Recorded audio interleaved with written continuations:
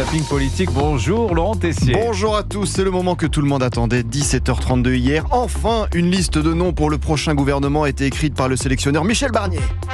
Apparemment, un accord a été trouvé. 10 ministres macronistes dans ce nouveau gouvernement C'est ça. de plein exercice. 10 sur 16. 10 sur 16, c'est énorme. En gros, on prend les mêmes et on recommence.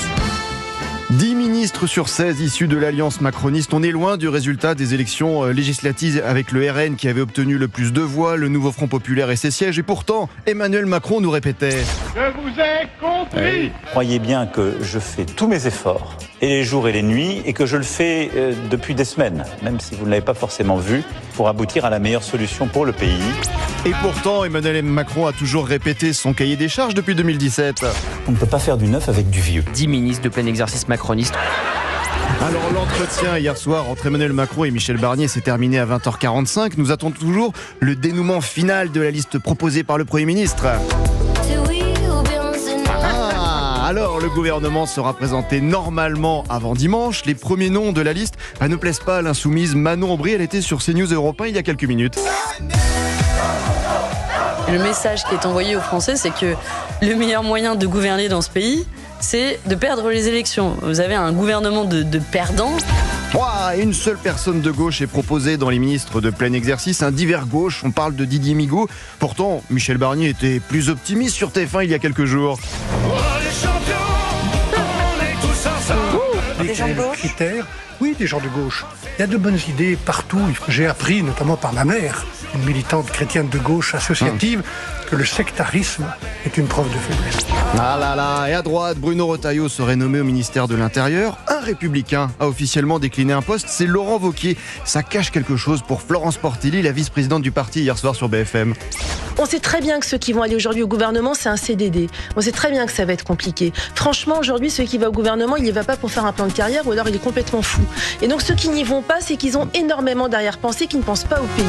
Ouais, alors attention, prudence. Si Michel Barnier vous a appelé pour être au gouvernement, même si votre nom est sur une liste, n'ayez pas trop la confiance, parce que ça peut changer jusqu'au dernier moment. L'ancienne ministre Roselyne Bachelot a fait cette petite confidence sur France 2.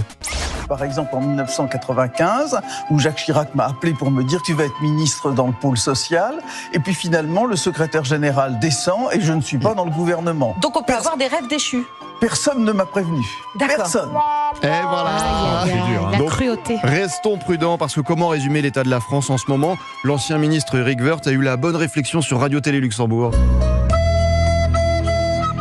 C'est pas le Titanic, la France. C'est un joli bateau, beau, solide, qui navigue sur une mer déchaînée avec un équipage et des passagers un peu déboussolés.